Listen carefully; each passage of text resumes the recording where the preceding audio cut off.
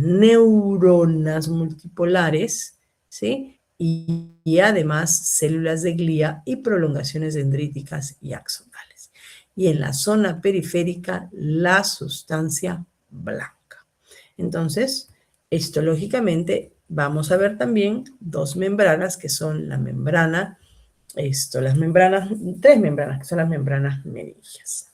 Acá tienen un corte de médula espinal donde puedo ver a estas neuronas multipolares, que puedo llamarlas también estrelladas por la forma que tienen, pero funcionalmente son neuronas multipolares. Las reconozco ¿por qué?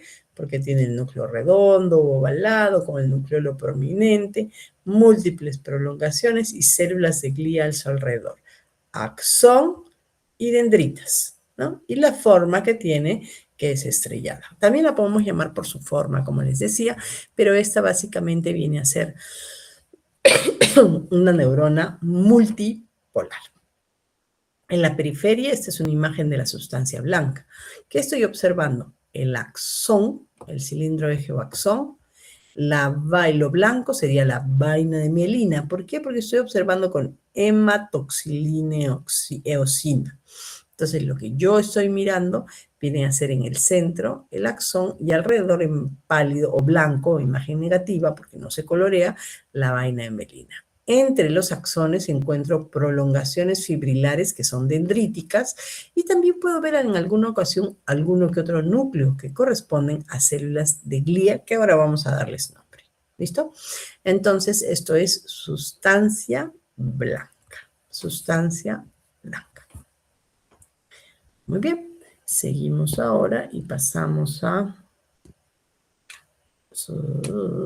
las células de glía.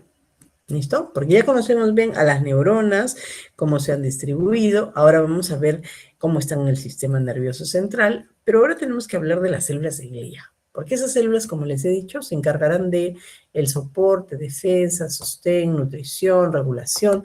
Y son sus funciones de todas. Si ustedes se fijan en la imagen, aquí en rojo se ve un capilar sanguíneo. ¿Listo? En rojo un capilar sanguíneo. Y en gris, una célula de glía, en verde o turquesa, otra célula de glía, y así vean ustedes cómo vemos diferentes células de glía, y lo amarillo son los axones, son las prolongaciones de las dendritas. Entonces, cuando yo observo el componente intercelular de las neuronas, principalmente veo a estas células de glía, y es ahí donde las reconozco. ¿Listo? Pero estas se encuentran en la sustancia, claro, en la sustancia gris también y en la sustancia blanca. La diferencia es que no las voy a encontrar en compañía de las neuronas en el caso de la sustancia blanca. Entonces, estas células de glía son mediadores de transporte de nutrición a través de los vasos sanguíneos y también tienen esa propiedad de vincularse y permitir también defensa en nuestro tejido nervioso. La clasificación de las células de glía es muy sencilla. Neuroglia verdadera y neuroglia falsa. Dentro de la neuroglia verdadera, vamos a dividirlas en dos grandes grupos. La glía central, o glía de localización central, y la glía periférica, o de localización periférica. ¿Listo? Entonces, esta es la imagen que yo quiero que quede en su mente cuando tengan esa clasificación mental de cómo se dividen las células de glía. Las de localización central y las de localización periférica. Entre las de localización central vamos a encontrar a las células ependimarias, los astrocitos que forman este sistema de glía que se llama la astroglia, y los oligodendrocitos que forman la oligodendroglia, que es todo un sistema. Y en la parte periférica, en el sistema nervioso periférico, se encontrará pues la glía de localización periférica, donde están las células satélite, que son las células que les dije que rodeaban a las neuronas pseudomonopolares, las células de Schwann, ¿no? Entonces, miren, acá ya vamos a hacer imágenes puntuales, o vamos a quedar con imágenes puntuales de funciones específicas. Por ejemplo, las células ependimarias, ¿dónde las vimos? ¿Recuerdan? En el epéndimo. Y son células de glía, de localización central. ¿Qué es el epéndimo? Es el conducto central de la médula espinal. los astrocitos y los oligodendrocitos. Y de acá debo destacar dos cosas. Primero, los astrocitos serán los responsables de la síntesis de la mielina en el sistema nervioso central, mientras que en la zona periférica las encargadas de esto serán las células de Schwann. ¿Listo? Entonces ya cosas puntuales. Células ependimarias, líquido cefalorraquídeo. Oligodendrocito y célula de Schwann, mielina. ¿Listo? Y recuerden que esta mielina va a ser una sustancia que van a ver en la parte fisiológica indispensable para que se produzca el impulso saltatorio o el impulso nervioso. Entonces, ahí tienen. Todas son células de glía. Unas van a tener ubicación cercana a la neurona, otras van a tener ubicación directamente con los vasos sanguíneos. Y miren acá, por ejemplo, esta forma perfecta de célula de Schwann. Esta célula de Schwann está envolviendo cual un wrap, ¿no? Cual una tortilla de Bimbo al axón. Y esa es la forma como se enrolla o como se envuelve en el axón. Y sintetiza la mielina y quedan estas capas de mielina rodeando a este axón. Entonces va a estar el axolema, la neurona, perdón, la célula de Schwann con las vainas de mielina y encima tejido conectivo que es el endoneuro. La zona donde ven ustedes a los oligodendrocitos toman esta característica o esta forma porque son células que van a tener pues una función de síntesis también, miren, con sus prolongaciones sobre el axón, pero en el caso del sistema nervioso central. Entonces, empecemos a verlas una por una para tener una idea fija y después podamos verlas con relación funcional y también podamos identificarlas dentro de una lámina. Primero, las células ependimarias. Las células ependimarias las vimos y hemos visto que forman un epitelio cúbico simple o cilíndrico simple también, de cualquiera de las dos formas. ¿Qué es lo que hacen? Este epitelio se encarga de sintetizar el líquido cefalorraquídeo. Y este líquido cefalorraquídeo no solamente se encuentra en el conducto ependimario o lo sintetiza acá, sino también en los ventrículos laterales y esto va a hacer pues que pueda estar circulante o se mantenga circulante este líquido. ¿Listo? Estas células son células que tienen uniones oclusivas, de modo que este líquido cefalorraquídeo se mantenga seguro en las cavidades, ya sea de ventrículos o del conducto ependimario.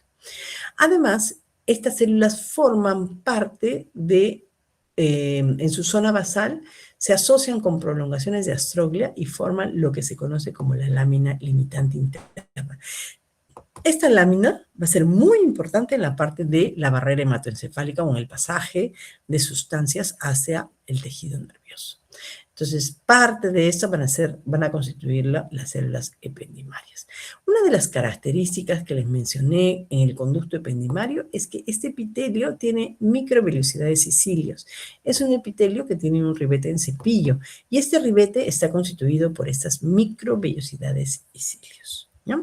Entonces, acá tenemos la médula espinal, aquí al conducto ependimario, y aquí en el conducto ependimario vemos a este epitelio, como les decía, y aquí el borde en cepillo. El conducto ependimario, el conducto ependimario, y las células ependimarias que son las que tapizan el conducto. Recuerden que también los podemos ver en los ventrículos. Los plexos coroideos, que se encuentran en el techo del tercer y cuarto ventrículo lateral, y en el tercer y cuarto ventrículo y en las paredes de los ventrículos laterales, vamos a ver también unas células ependimarias modificadas. ¿Listo? Células ependimarias modificadas. Ya no son cilíndricas, sino son cúbicas. ¿Listo? Tienen uniones nuevamente de cierre y su borde en cepillo, por la misma razón. Pero estas células son modificadas y se han acomodado al techo del tercer ventrículo, tercer y cuarto ventrículo y al de los ventrículos laterales. Y lo que han modificado sigue siendo un monoestrato, ¿ah? Una sola hilera. Siguen habiendo uniones intercelulares con bandas de cierre, pero, como les decía, solamente ha cambiado su tamaño. Se han modificado en la forma. ¿Dónde se encuentra?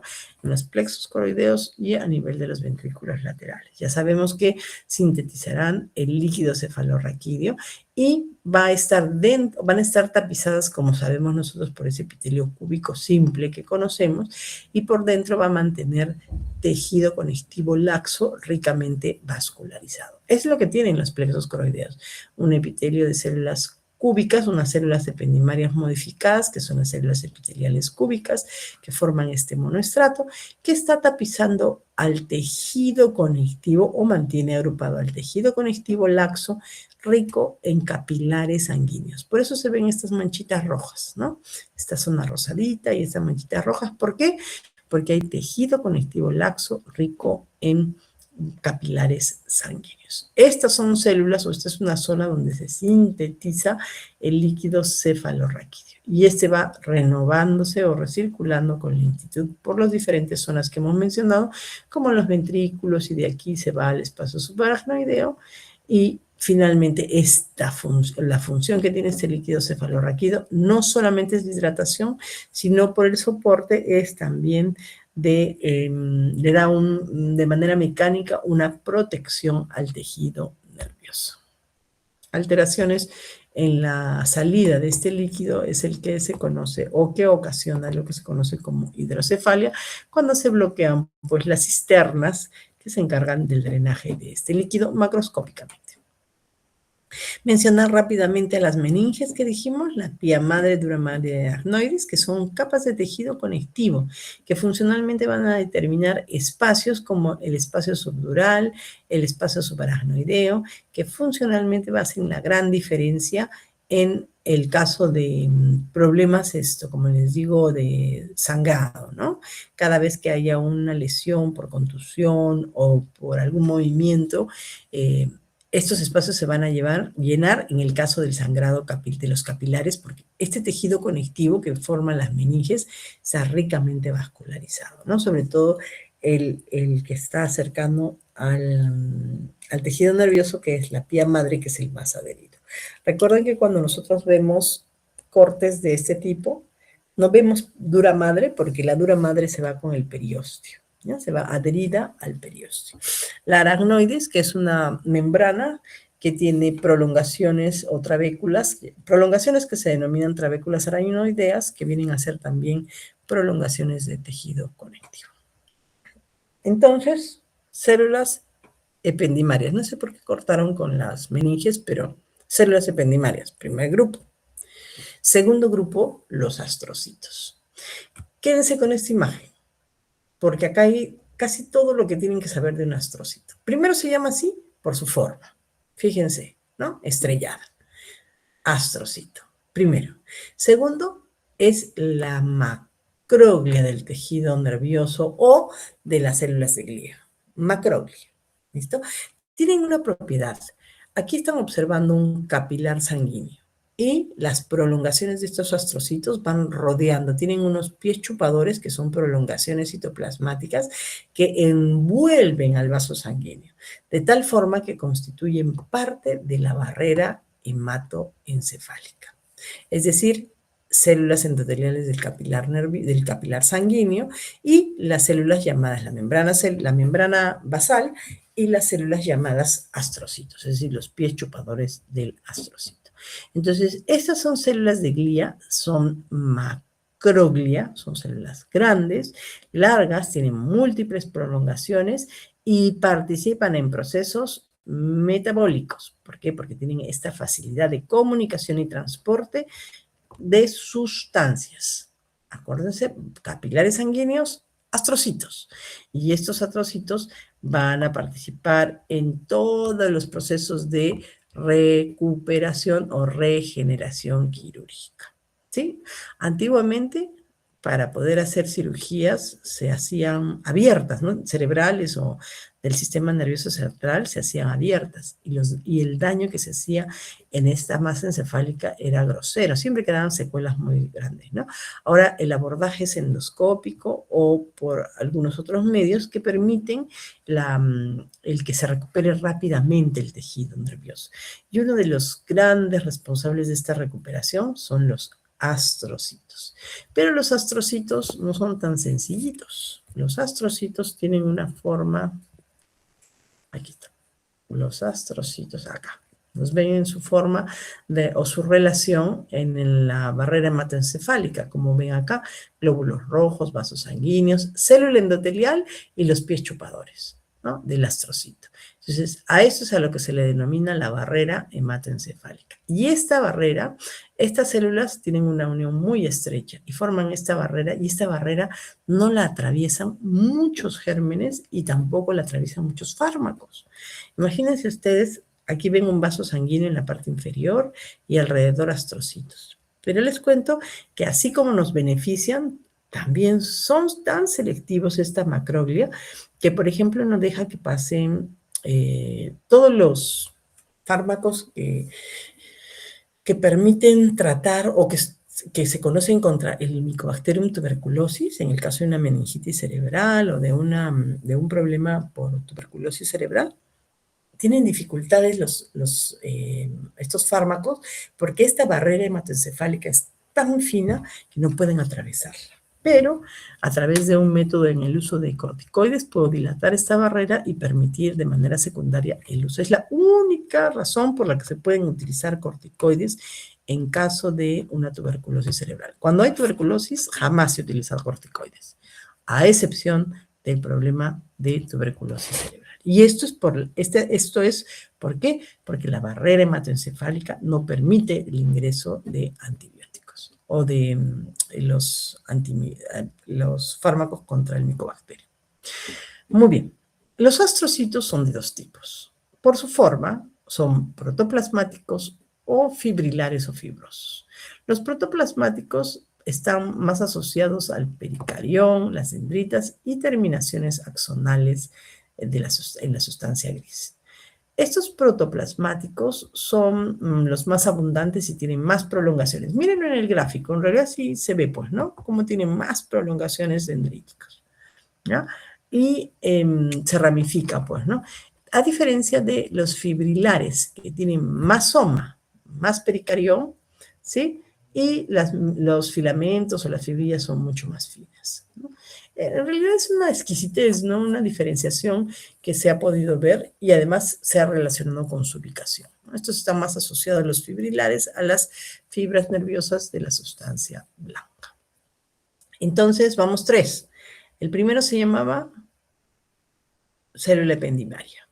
El segundo, astrocito, que es parte de la macroglia. Y el tercero, oligodendrocito. Entonces, los tres pertenecen al sistema nervioso central, es decir, glía central. Los oligodendrocitos son pocos y pequeños. Son células que tienen un soma muy pequeño, prolongaciones escasas y poco desarrolladas. Su núcleo con heterocromatina y tiene organelas bien desarrolladas. ¿Cuál es su función? Síntesis de mielina. ¿Pero dónde? En el sistema nervioso central. Entonces, esta es una glía del sistema nervioso central, glía central. Está íntimamente relacionada con las fibras nerviosas, por lo que es mucho más abundante en la sustancia blanca del sistema nervioso central. ¿No es cierto?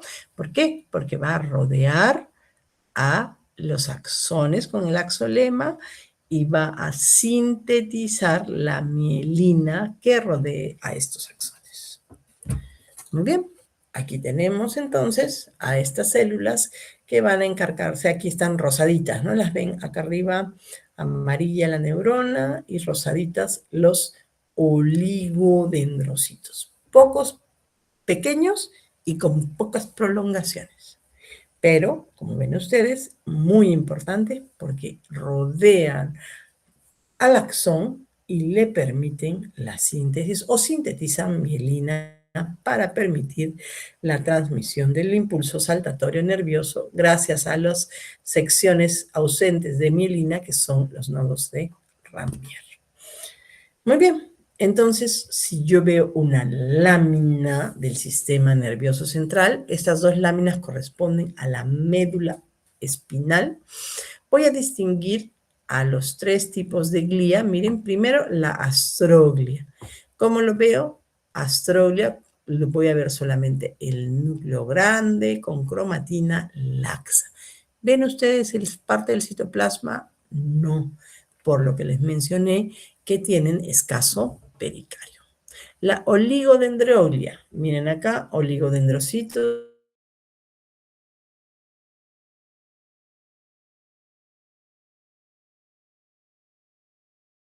todos tienen cromatina laxa, ¿no? Pero este núcleo va a ser mucho más pequeño. Recuerden, oligodendrocito, pocas prolongaciones y el tamaño es pequeño, ¿ya?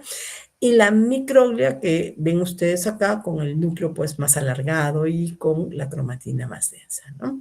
Aquí encontramos a la neurona estrellada o esta neurona multipolar y alrededor las células, ¿no? Microglia, astrocito y oligodendrocito. Astrocito, oligodendrocito y la microglia. Muy bien, seguimos.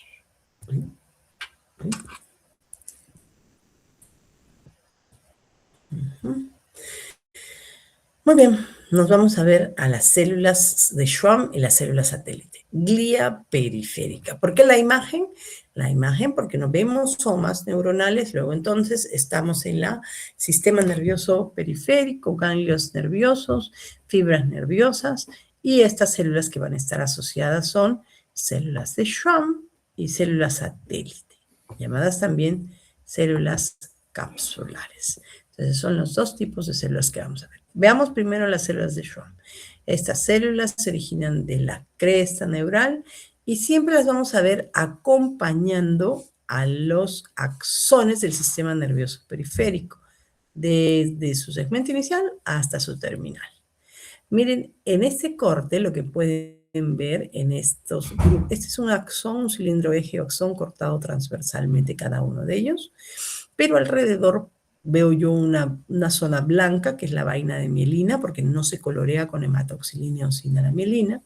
Y sobre esa vaina encuentro yo un núcleo basófilo de cromatina granular y algo de citoplasma. Y esto corresponde al núcleo de la célula de Schwann, que está asociado al cilindro eje o axón y su vaina de mielina. En la periferia, ¿no? Nuevamente, miren, acá vuelvo a ver aquí a este nivel, el núcleo. Veo también la célula, el núcleo, el nucleolo, no el núcleo, el cilindro eje o axón, el núcleo, la cromatina granular, el núcleo, la cromatina granular, ¿no? Sumamente cianófilo y con, como les decía, eucromatina. Las células de Schwann a nivel de las fibras nerviosas, hemos dicho que las fibras nerviosas vienen a ser los axones de mayor tamaño, ¿no? Y como alrededor, aquí hay una microfotografía electrónica donde en negro se ha pintado la mielina. Y miren ustedes este núcleo ovalado pegado al cilindro eje o axón, en el centro del axón, lo de negro la mielina, y este núcleo es el núcleo de la célula de Schwann. Este es un corte transversal de estas fibras nerviosas, pero acá las pueden ver en trayecto longitudinal. Estos cortes donde no hay mielina, que se conocen como los nodos de Rambier, ¿no? Y por fuera voy a encontrar tejido nervioso. Rodeando a estas fibras nerviosas se encuentra el endoneuro, que solo rodea a una fibra nerviosa. Luego, las células satélite o células capsulares. Estas las hemos visto, son células de glía que se encuentran en los ganglios nerviosos, alrededor del pericarión, en las dendritas y terminales axónicos. Estas células son neuroglia pequeña, de núcleo redondo, cromatina granular, citoplasma escaso, la forma de la célula es redonda y su ubicación siempre es periférica al soma neuronal o al pericarión. Por eso se les conoce como células satélite o células capsulares.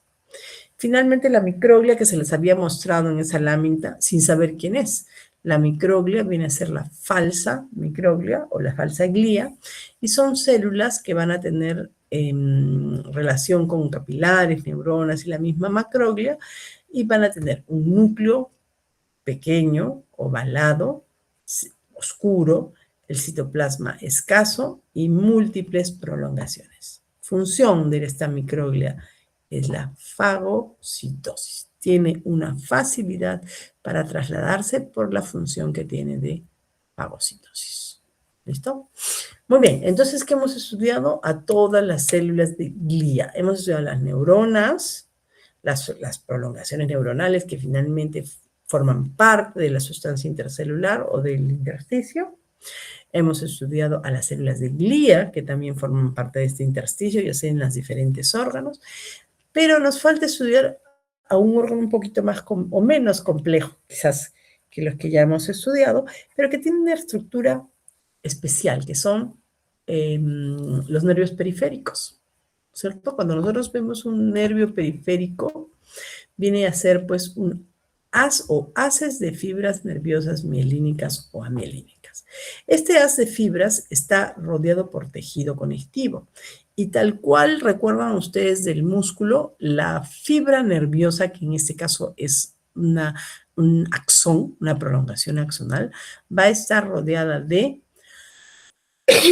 endoneuro, el haz de fibras nerviosas de perineuro y el nervio de epineuro.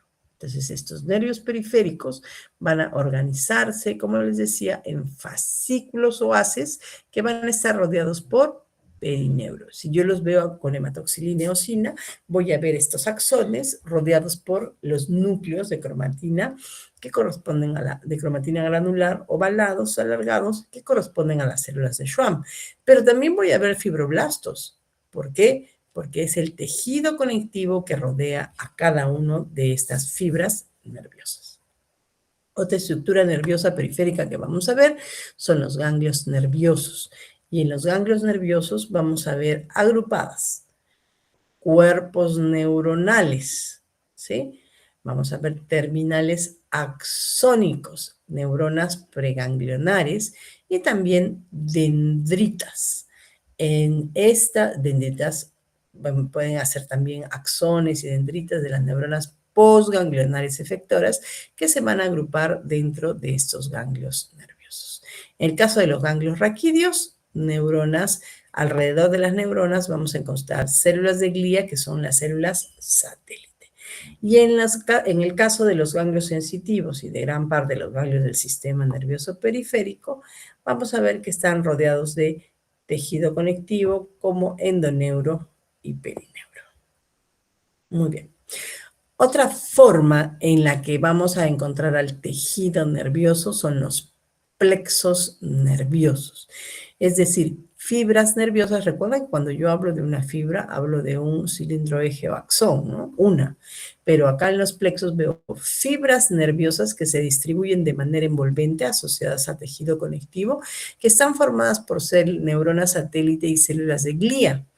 Y estas van a estar distribuidas, pueden ser células, ¿cómo se llaman? Estas, las satélite, ¿no? Células satélite.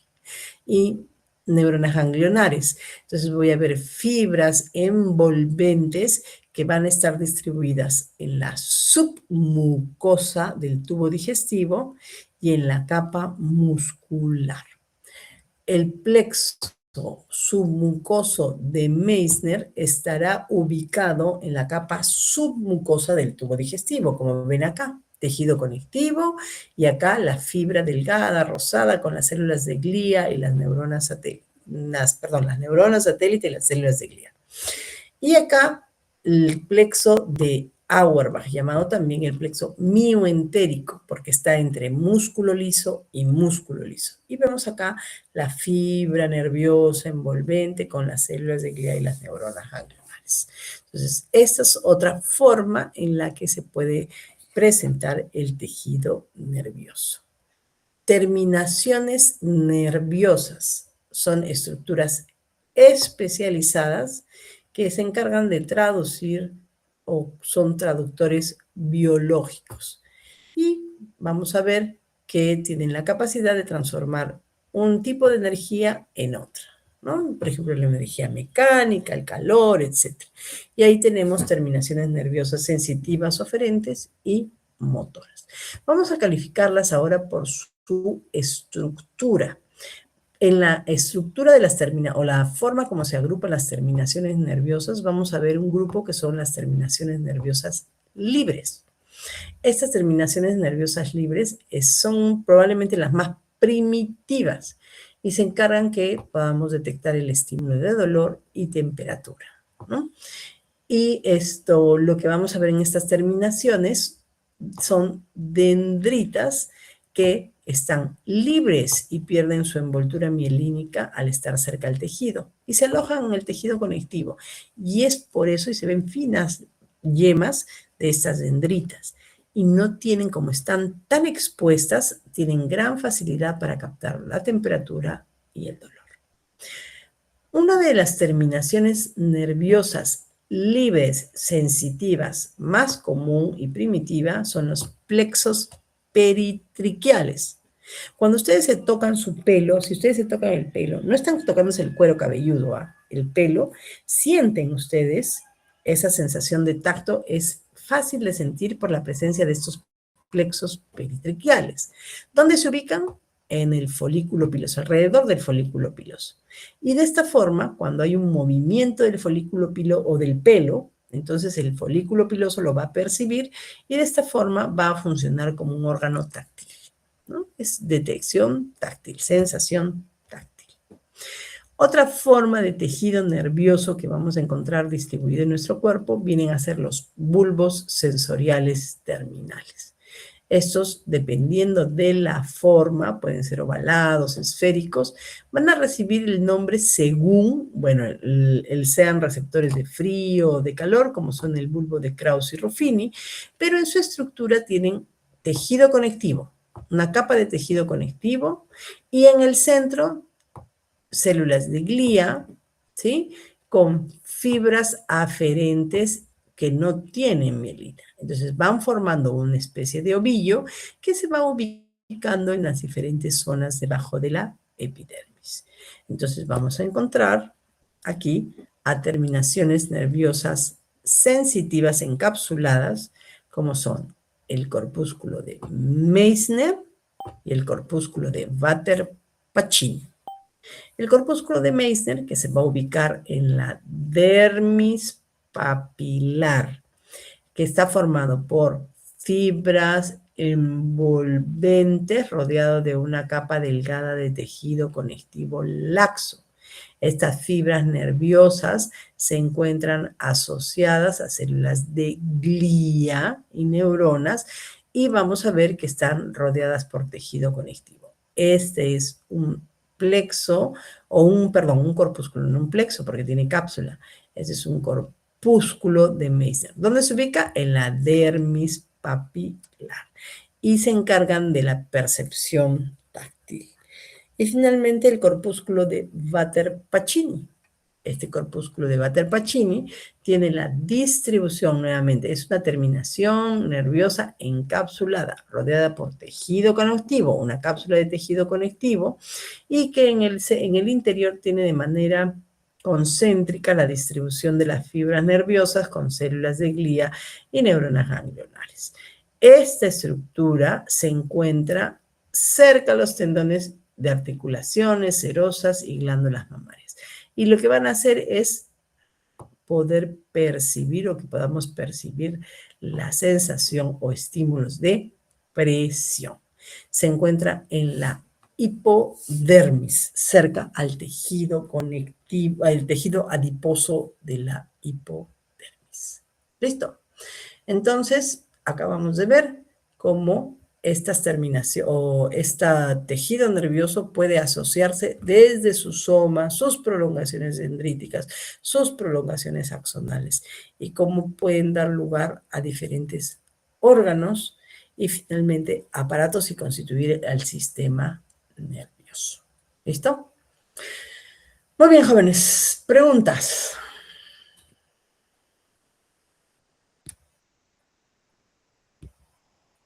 ¿No hay? Ay, terminé despeinado. ¿Preguntitas? ¿No hay? Ya. Voy a pasar lista, ¿ya?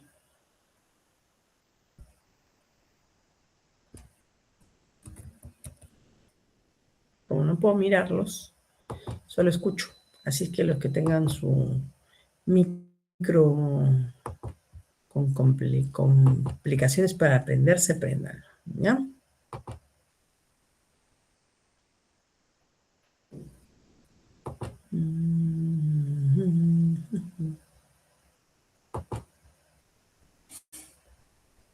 Ya.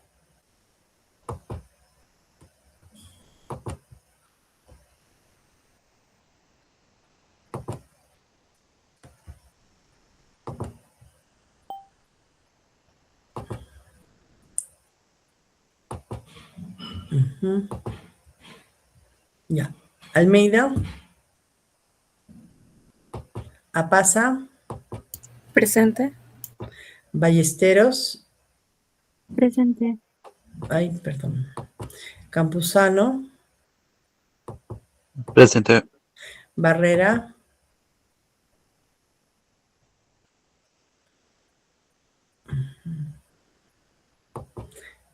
Canales. Castro. Presente, Castro, doctora. Castro Umpire. Carpe. Presente. Chávez. Presente. Chose. Buenas noches, profesora. Presente. Buenas noches. Consiglieri. Presente. Crisóstomo. Presente. Uvas. Presente, doctora. Buenas noches. Buenas noches. Curo.